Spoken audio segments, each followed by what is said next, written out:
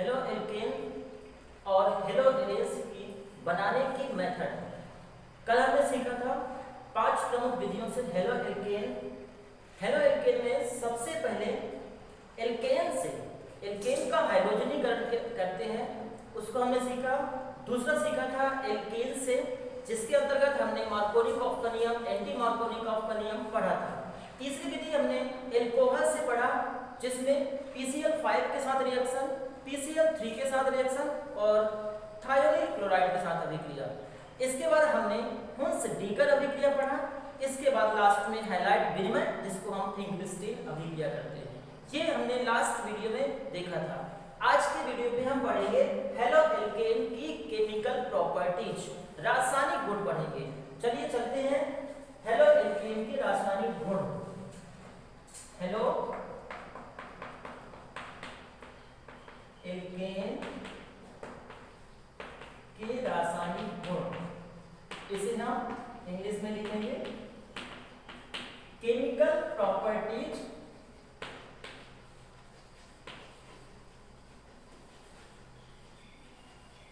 Of halo alkane.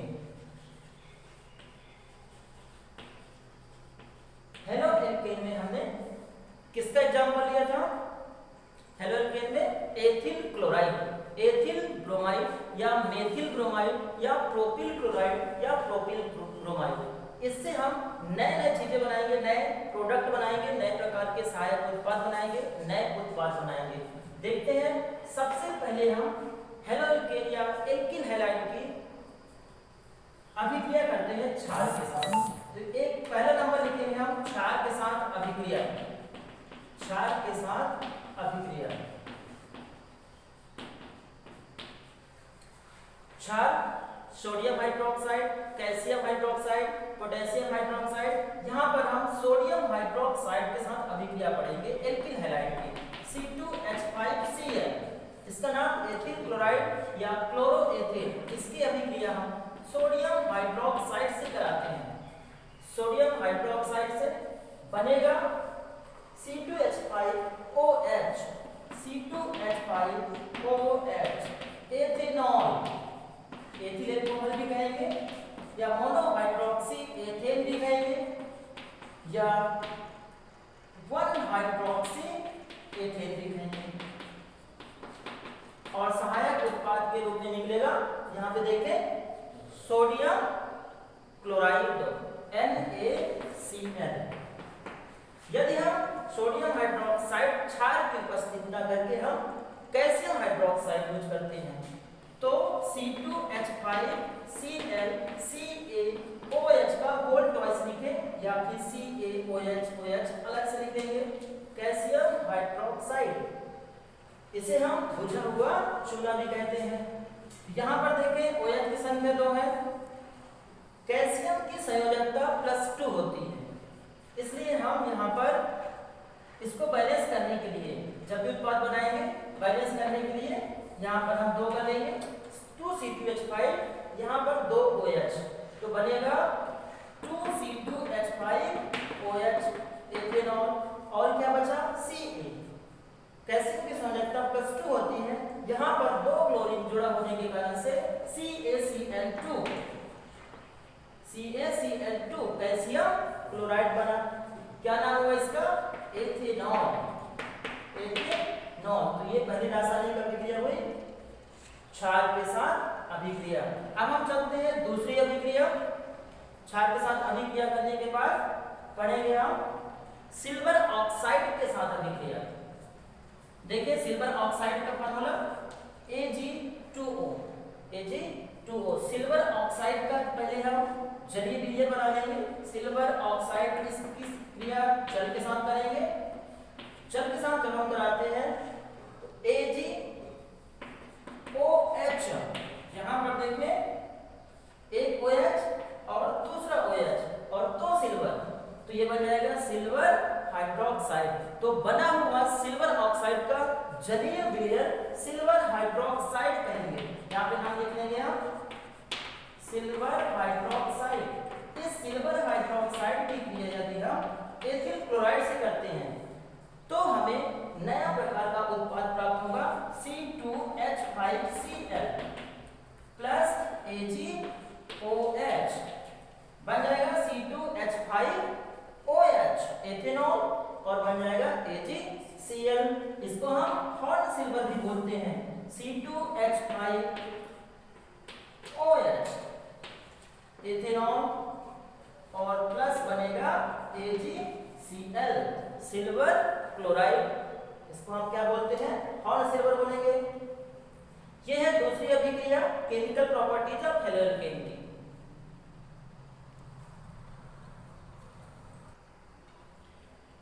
Haloalkane के रासायनिक गुण में से हम तीसरी अभिक्रिया पढ़ेंगे।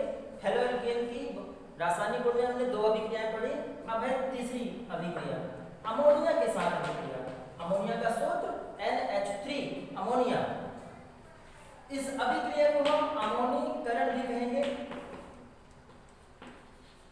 अमोनीकरण जब हम एल्किल हैलाइड की क्रिया C2H5Cl एल्किल हैलाइड की क्रिया अमोनिया को हम ऐसे भी लिख लेंगे NH3 अमोनिया।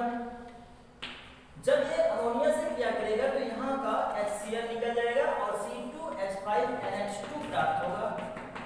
इसे हम प्राथमिक एमीन भी कहेंगे। प्राथमिक एमीन या हम इसे एथिल एमीन भी कहेंगे या इसे हम एमिनो एथेन भी कहेंगे। एमिनो एथेन और साधारण नाम में इसको हम एथिल एमीन भी कहेंगे। इसके बाद इसे भी यदि हम इसको हम प्राथमिक क्लोराइड कहेंगे। अगर हम यहाँ पर द्वितीय क्लोराइड लें, ये जो बना हुआ है ये इसको हम प्राइमरी एमीन भी कहेंगे। प्राइमरी एमीन का मतलब जब नाइट्रोजन से कोई एक भी एल्किल समूह जुड़ा हुआ होता है तो उसे हम प्राइमरी एमीन कहते हैं। जब नाइट्रोजन से एमीन के नाइट्रोजन से दो एल्किल जुड़ा हुआ होगा तो उसे द्वितीयक एमीन कहेंगे। देखते हैं यहाँ पर C2H5Cl NH3 अमोनिया। इस बार हम अमोनिया को ऐसे लिख लेंगे, यहाँ का एक हाइड्रोजन, यहाँ का दूसरा हाइड्रोजन। अगर हम क्लोरीन को निकालना चाहें तो दो क्लोरीन लेना पड़ेगा, तो यहाँ से ये दो क्लोरीन निकाल देंगे, दो C2H5 इस NH के साथ जुड़ जाएंगे तो बन जाएगा C2H5NH। क्या कहेंगे इसको? इसको कहेंगे द्वितीयक एमीन। द्वितीयक एमीन या इसे हम ऐसा लिख लेंगे और निकलेगा 2H और 2Cl, यहाँ से निकल जाएगा हाइड्रोक्लोरिक अम्ल। कल भी मैंने बताया था लास्ट वीडियो पर, हाइड्रोक्लोरिक अम्ल को म्यूरिएटिक अम्ल कहते हैं और उदहरित अम्ल भी कहते हैं। देखिए third reaction C2H5 ethyl chloride की यदि हम क्वांटिटी बढ़ा दें, यहाँ पर 2, यहाँ पर अगर हम 3 ले लें तो अमोनिया की क्रिया कराते हैं 3 हाइड्रोजन और ये 3 क्लोरीन निकल जाएगा C2H5N। ये बनेगा, इसका नाम है तृतीयक एमीन। इसका नाम तृतीयक एमीन और 3HCl निकलेगा। क्योंकि नाइट्रोजन अमोनियम कंपाउंड भी बनाता है, अगर हम C2H5Cl एथिल क्लोराइड की क्वांटिटी बढ़ा दें, C2H5Cl की क्वांटिटी बढ़ा दें, 4 क्वांटिटी लेते हैं, 4 मोल्स लें, तो अगर हम अमोनिया के साथ क्रिया कराएंगे तो यहाँ पर बनेगा C2H5N ethyl ammonium chloride. Ethyl ammonium chloride प्राप्त होगा और 3 हाइड्रोजन और 3 क्लोरीन यहाँ से निकल जाएगा तो चतुष्क अमोनियम लवण प्राप्त होगा।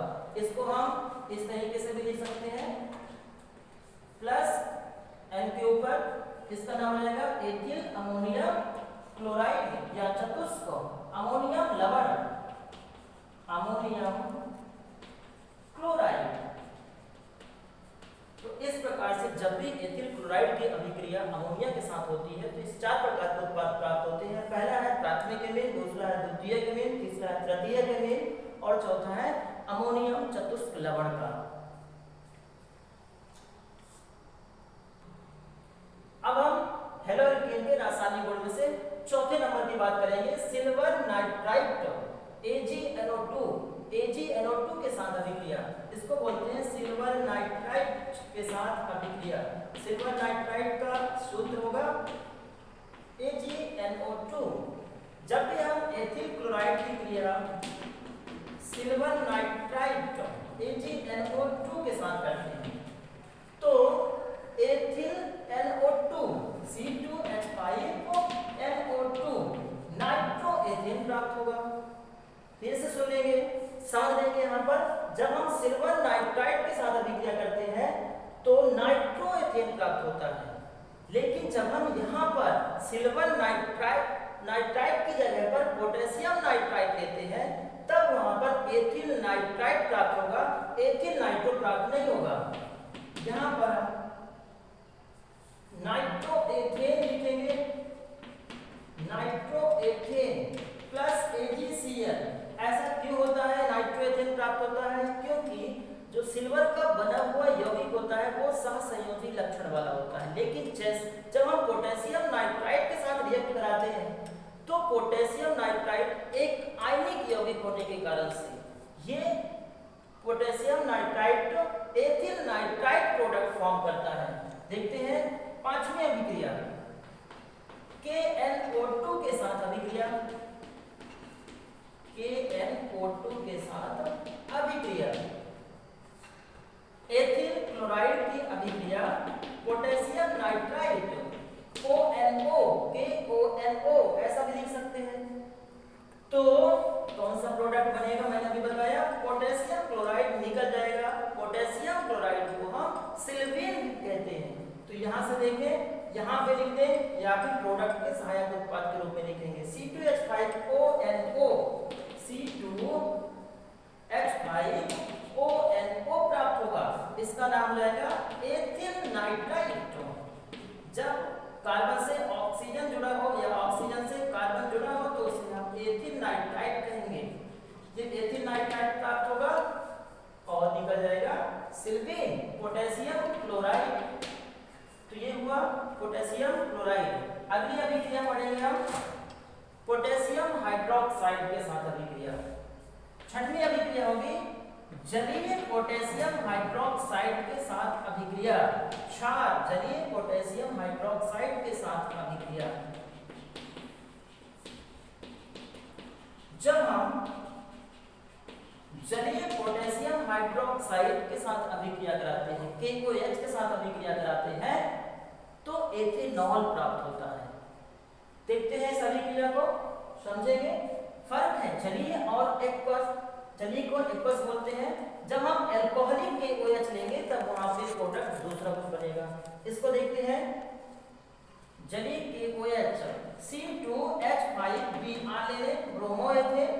इसकी क्रिया KOH कैसा है, ये एक्वस फॉर्म में है, जलीय है। यहाँ पर देखें ये Br और ये K निकल जाएगा, बन जाएगा एथेनॉल C2H5OH प्लस AbR। इसको हम एथेनॉल कहेंगे। लेकिन इसमें फर्क क्या है, जब हम जलीय की जगह पर एल्कोहलिक KOH लेते हैं तो C2H5Br प्लस KOH कैसा है, ये एल्कोहलिक, एल्कोहल से युक्त एल्कोहलिक फॉर्म में दिया गया है। तब क्या होगा, तब यहाँ पे ध्यान से देखिएगा, जो प्रोडक्ट बनेगा वो चेंज हो जाएगा।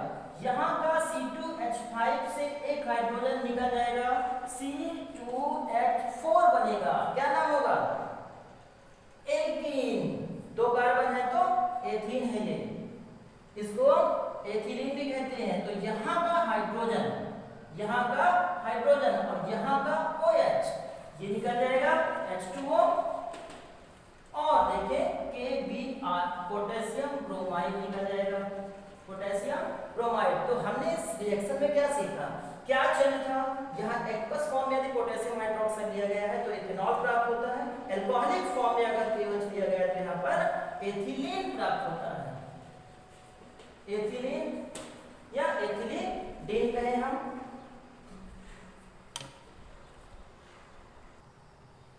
हेलो एल्केन के रासायनिक गुण में हम अब अगला नंबर पढ़ते हैं। इस अभिक्रिया का नाम है वुड्स अभिक्रिया।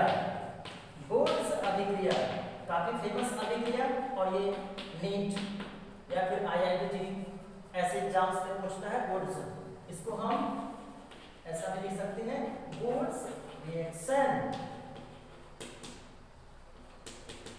क्या है वुड्स अभिक्रिया, समझ लेते हैं, फिर राइट करेंगे, और फिर मैं लिखा हुआ तो कॉपी राइट करना चाहिए। जब एल्किल हैलाइड के दो अणुओं की अभिक्रिया, जब एल्किल हैलाइड के दो अणुओं की अभिक्रिया, आप एल्किल हैलाइड में आप मेथिल क्लोराइड ले सकते हैं, आप एथिल क्लोराइड ले सकते हैं, लेना आपको लोअर एल्केन है। प्रयास ये करेंगे इसमें अधिक उच्चतर एल्केन्स नहीं लेना है। इसमें एक खासियत है, कभी भी एक कार्बन वाला प्रोडक्ट फॉर्म नहीं होगा। देखते हैं यहाँ पे वुड्स अभिक्रिया, जब एथिल क्लोराइड के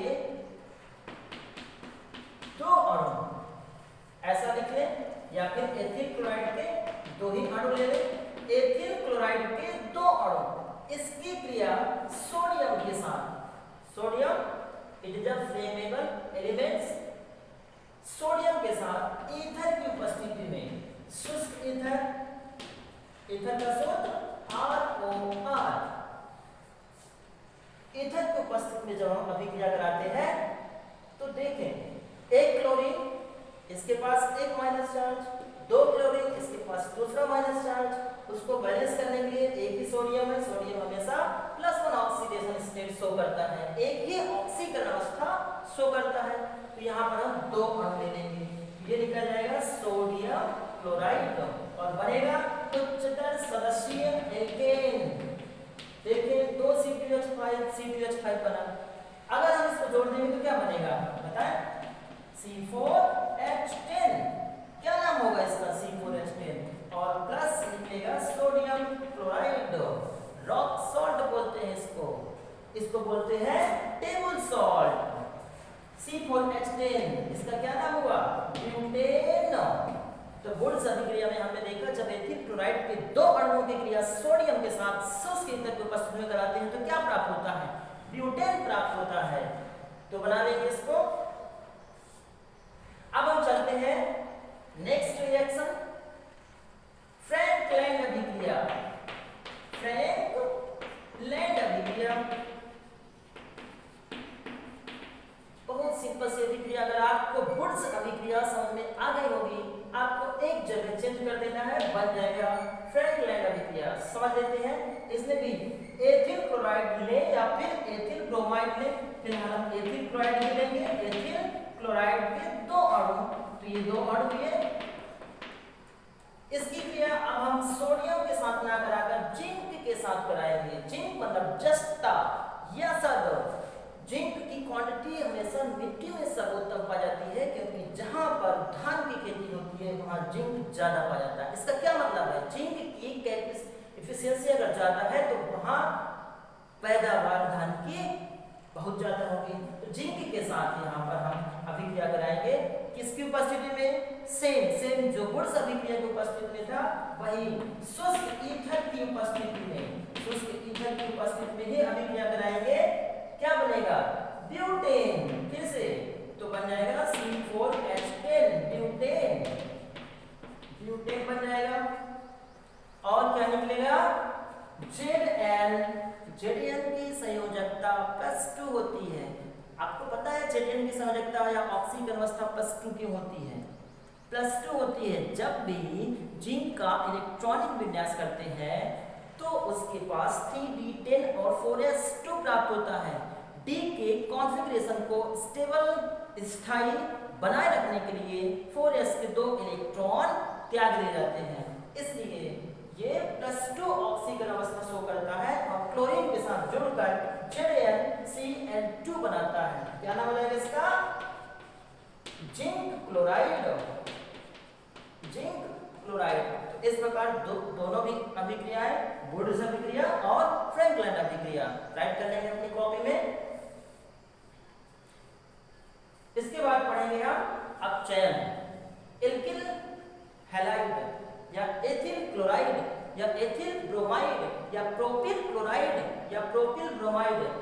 आप लेना चाहें, इसका जब अपचयन कराएंगे सोडियम अमलगम की उपस्थिति में, देखिए अपचयन पढ़ते हैं। अपचयन means additions of hydrogen, removing of oxygen, removing of halogen elements and additions of धनात्मक तत्व। अपचयन इसको इंग्लिश में हम रिडक्शन कहते हैं। जब भी एथिल क्लोराइड का अपचयन मींस देखिए हाइड्रोजन का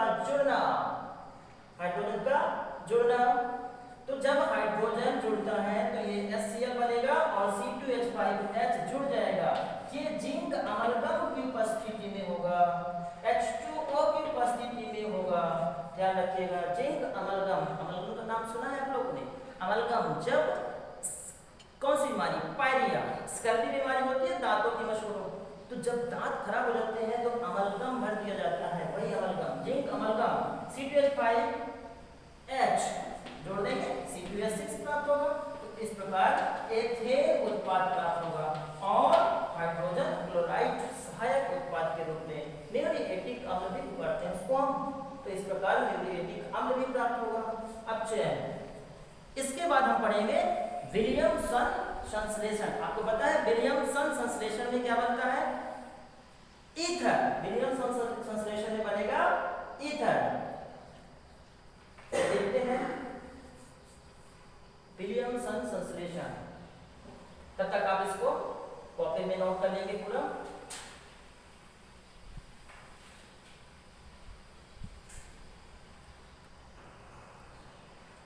तो देखते हैं ब्लैक बोर्ड पर हेलोकेन के रासायनिक गुण में नेक्स्ट बनाने की विधि विलियमसन संश्लेषण। विलियमसन संश्लेषण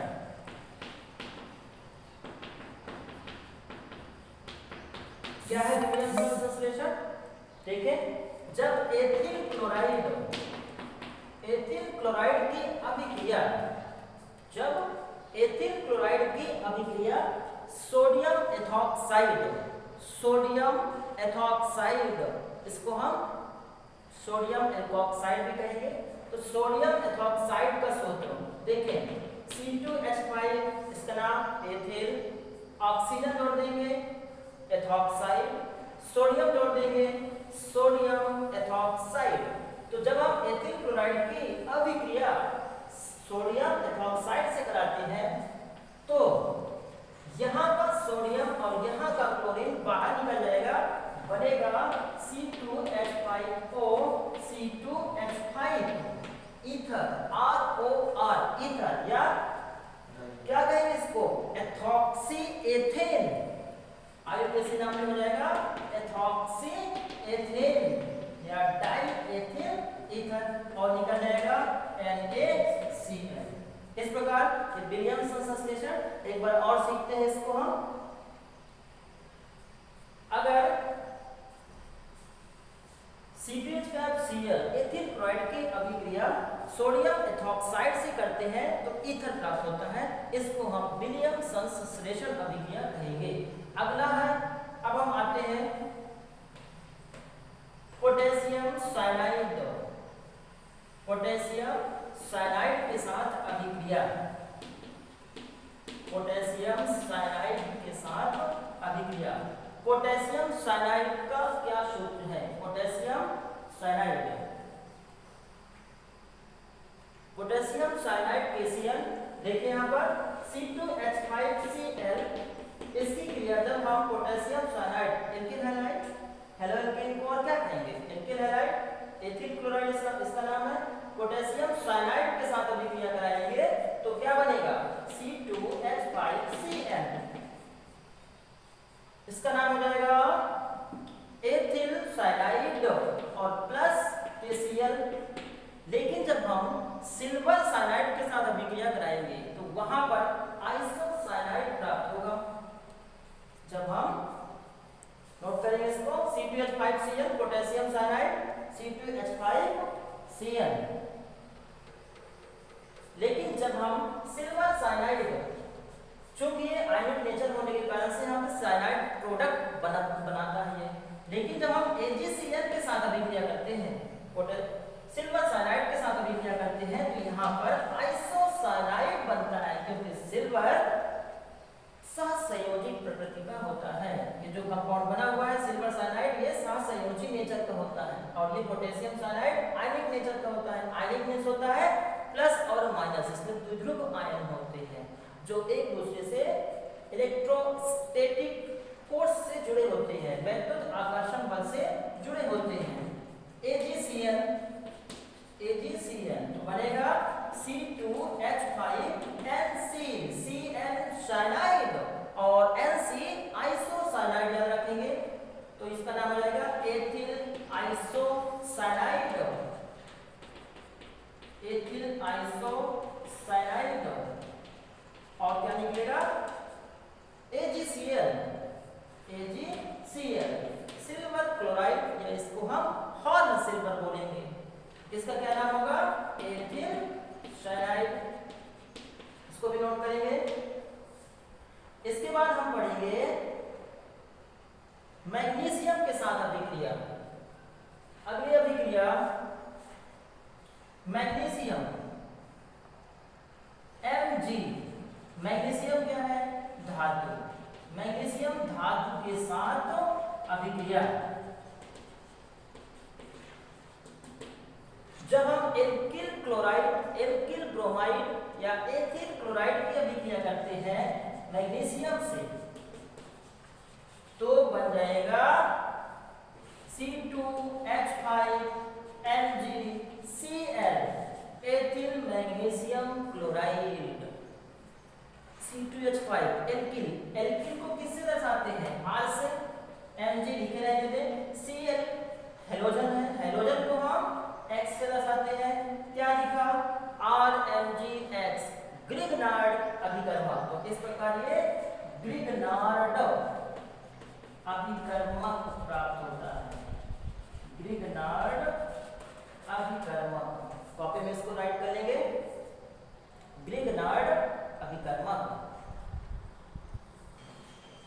हेलोजन के रासायनिक गुण में हम नेक्स्ट अभिक्रिया पढ़ते हैं जिंक के साथ अभिक्रिया। जिंक धातु या जिंक पाउडर, जिंक के साथ अभिक्रिया।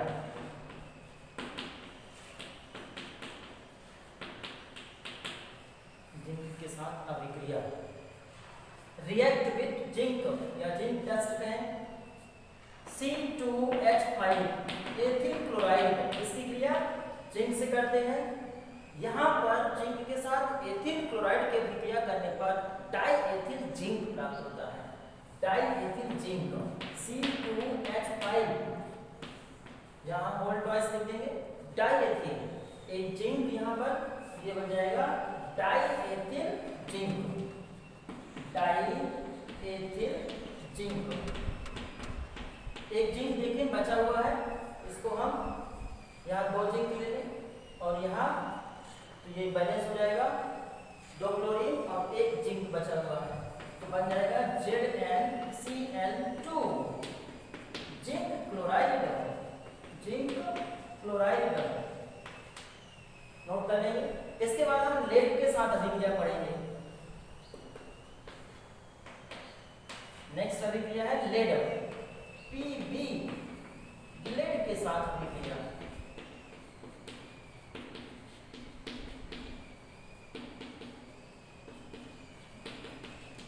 लेड के साथ देखें C2H5Cl एथिल क्लोराइड, इसकी क्रिया लेड के साथ तो क्या बनेगा टेट्रा एथाइल लेड।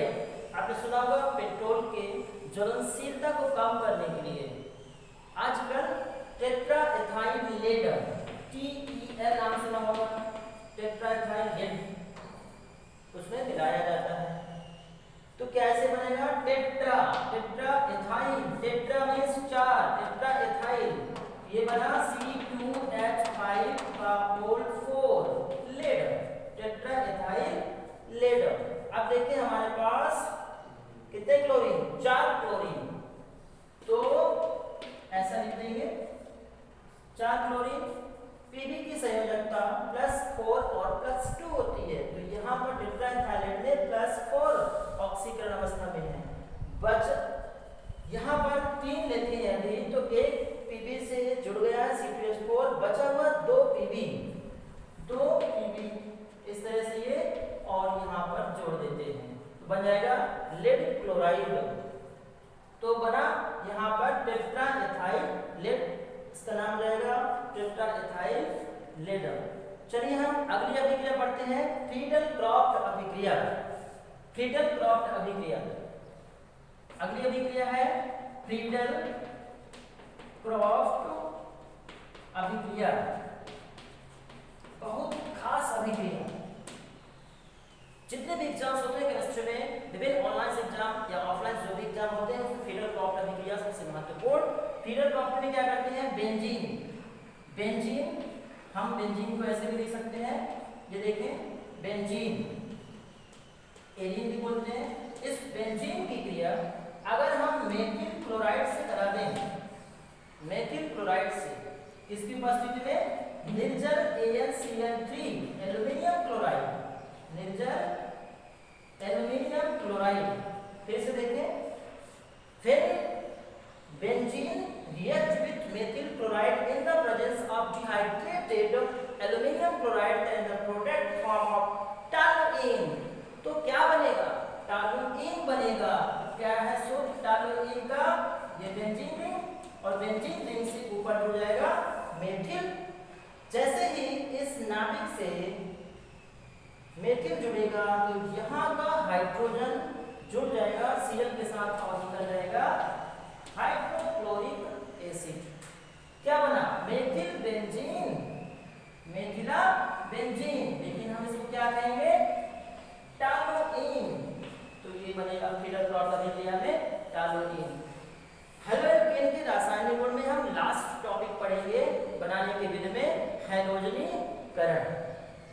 हम इस वीडियो में हेलोएल्केन के रासायनिक गुण में 15 मुख्य अभिक्रियाएं पढ़ चुके हैं। इसके बाद हम पढ़ेंगे हेलोएरीन, जो आपको नेक्स्ट वीडियो पर दिखाया जाएगा। फिलहाल एक और विधि,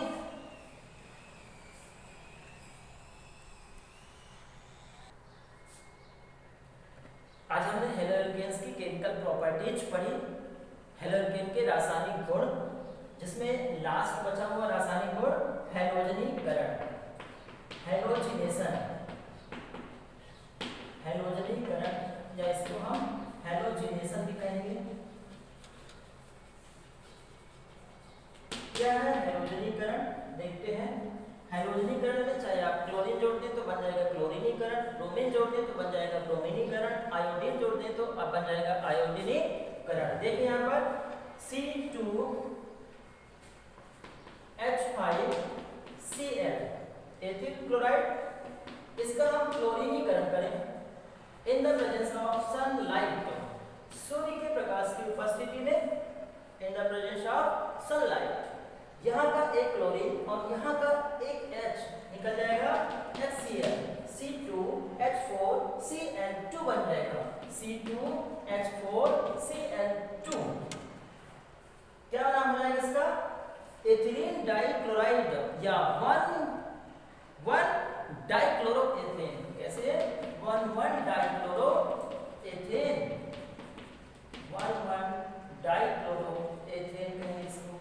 अगर हम चाहें तो इसकी आगे भी क्लोरीनीकरण कर सकते हैं। तो ये क्लोरीनीकरण पुनः करेंगे सूर्य के प्रकाश की उपस्थिति में। पुनः देखें, यहाँ का एक हाइड्रोजन और यहाँ का एक क्लोरीन निकल जाएगा। यहाँ पर हम लिख देंगे -HCl, क्या बनेगा, C2H3Cl3, इसका नाम हो जाएगा 1,1,1 ट्राइक्लोरोएथेन, 1,1,1 ट्राइक्लोरोएथेन। अगर हम एथिल की जगह पर मेथिल लेते हैं तो यहाँ पे क्लोरोफॉर्म प्राप्त होगा, हेलोफॉर्म प्राप्त होगा। लेकिन हमने यहाँ पर एथिल क्लोराइड लिया है तो ये बन जाएगा, क्योंकि एक ही कार्बन से दूसरे कार्बन से 3 क्लोरीन जुड़ा हुआ है, इसलिए 1,1,1 3 को ट्राइक्लोरोएथेन ये बनेगा। अगर हम एक बार और क्लोरीनीकरण करा देते हैं तो बन जाएगा 1,1,1 टेट्राक्लोरोएथेन। यहाँ से निकल जाएगा -HCl, तो बनेगा C2H2